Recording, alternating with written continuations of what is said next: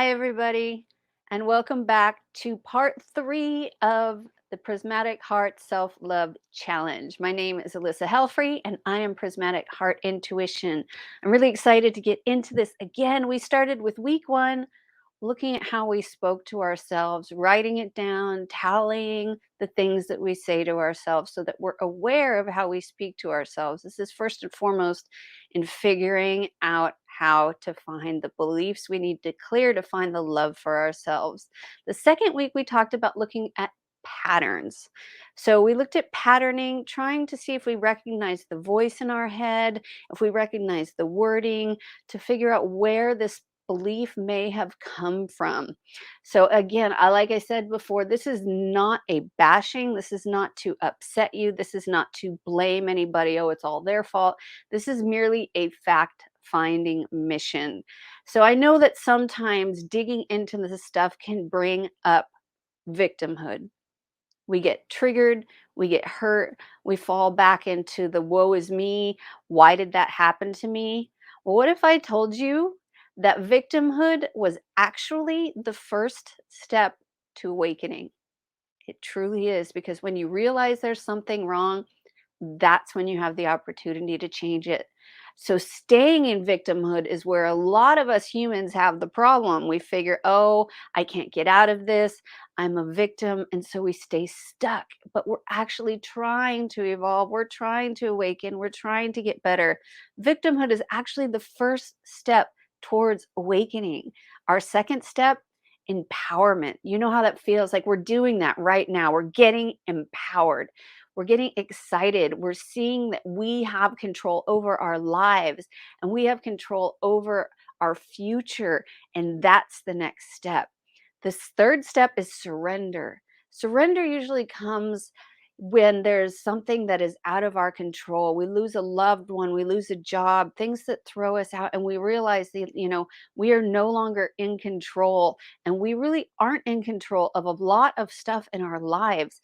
And so this is kind of a tricky phase, because we can slip back into the victimhood very easily, or we can move on and go through the surrender, find the peace in the surrender, and move into enlightenment. Now, as human beings, we fluctuate back and forth between all of those all day long.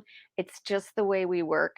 So it's absolutely fine. There's no A, B, C, D. You're not going to get to step 4 in enlightenment and be like, oh, I'm Buddha. I mean, you might. It happened. It happens to people. If you talk to the Tibetan monks, you literally hear about them inhabiting their light bodies and leaving these bodies behind. It's fascinating stuff. But I want to get back to our self-love challenge. So back to the belief systems, that victimhood, that those empowerment into surrender and into enlightenment, that is possible for every single human being on the planet if you're willing to do the work. And as we move through those stages, life gets easier. Even in the surrender stage, when we're forced to look at things beyond us, it is still possible to move into enlightenment, to stay in empowerment. But we have to figure out why we tick in order to do that. So, did you know that between the ages of 0 to 7, you're just a sponge? This is where your subconscious is forming. So from 0 to 7, that is when our logical mind, our consciousness is learning. It's getting the information from the people and from the activity around us. But until we're 7 years old, we're mostly subconscious. We don't have that logical mind to go back and forth. So we take everything in that we receive as truth. We're just these little open energy sponges. So can you imagine, like, when you're a baby and your mom is angry or something happens, you take that on as truth because it threatens your safety. So anything, this is how we learn. We learn, like, am I safe? It all comes down to, am I safe? Especially at these ages. It's forming, but it's just a sponge at this point. So the people around you, the things that happen around you, all influence your belief system. Now, if we can, I don't know about you, but I can't remember a lot between 0 and 7, but I do know some of my past history.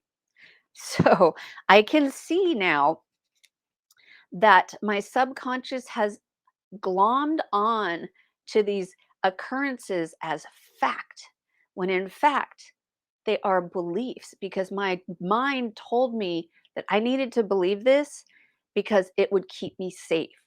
So where in this, the two things I had you do, first we looked at what you're saying to yourself. Then I asked you to look at patterning. Who does it remind you of? What does it remind you of? And again, we're not doing this to blame anybody. We're doing this as a fact finding mission to uncover what it is we need to release so that we can get better and move forward in our lives. Believing everything as a fact is what we do until we're about 7 years old. And then we start to discern, we get into school, we're learning things like that. And so we start to learn how to discern. But until then, we're just big sponges. And I don't know about you, but I can tell you as I look back into my life and the things that I would say to myself, I know who told me that.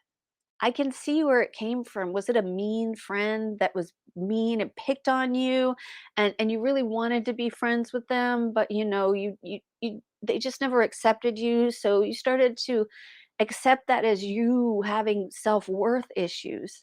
Or you had an abusive parent. There you go. So this is how the world looks in order to, or like abusive parent relationships. We watch these violent relationships between our parents and think that's how a relationship is supposed to go. So these belief systems are deeply ingrained in our subconscious and very, very hard to find sometimes until you start to dig in and do that uncovering work. So beliefs versus fact. Let's talk a little bit about that. Belief is an acceptance that something exists or is true, especially without fact. So technically, it's faith. Fact is something that is known or can be proven to be true.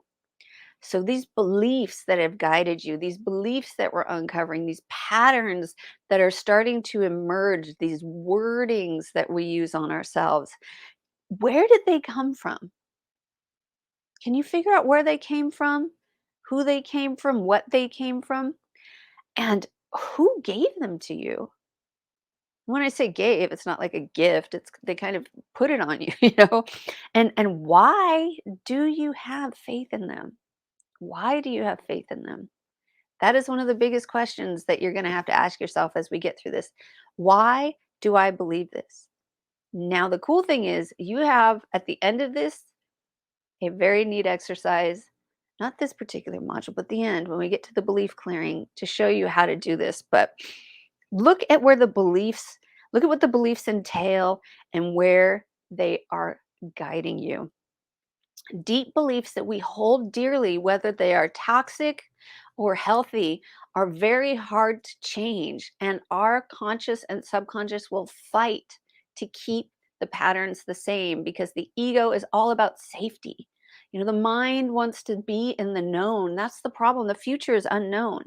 That is one of the things. It's like we cannot have new beliefs and hold on to the old ones. We have to release the old ones because if not, they start to butt heads.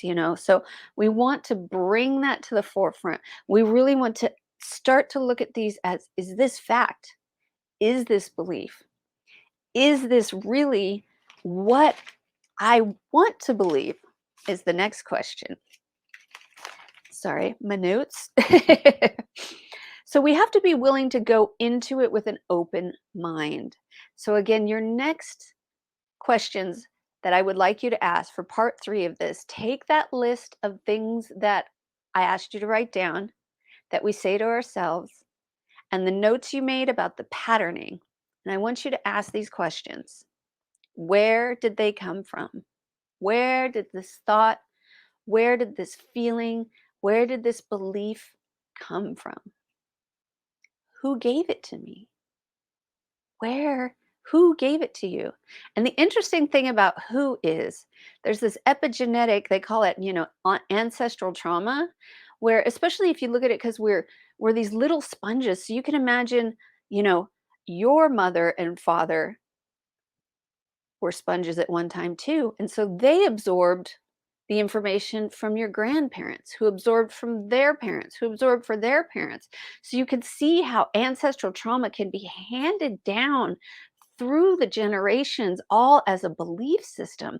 Now is the time, people, that we can change that and we can stop it and we can end the cycle. We can end this ugly cycle that we've been handed, because you no longer have to believe anything you're told. You are allowed to believe what you want. I give you permission to believe what you want about yourself.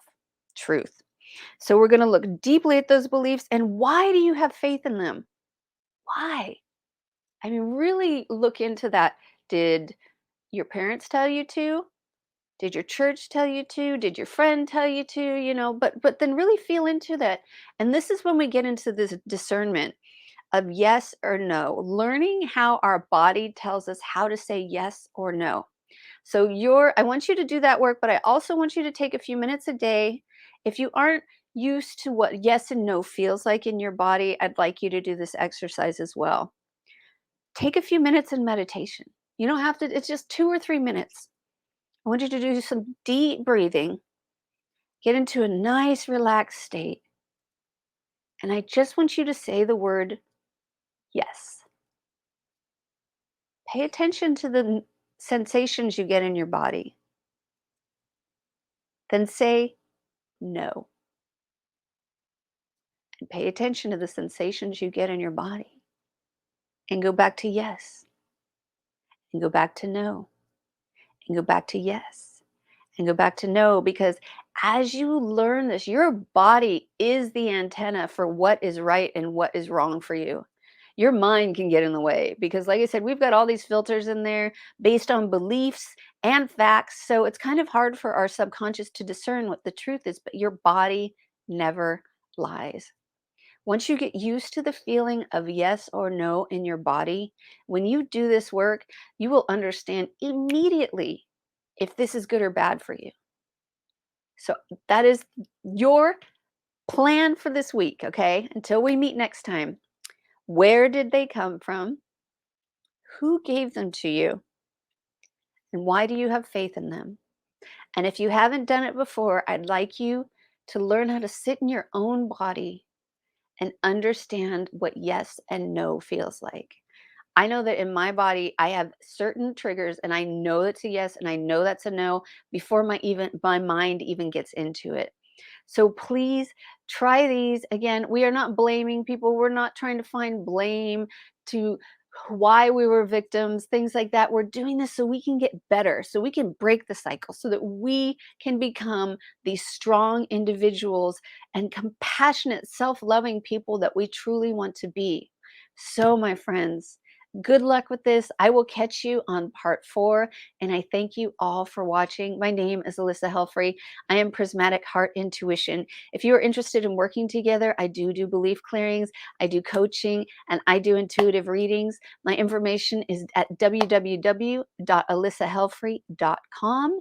All my information is above in the YouTube bio, and I will catch you guys on the flip side. In the meantime, everybody take care of each other. I hope you're having a fabulous day wherever you are. Namaste.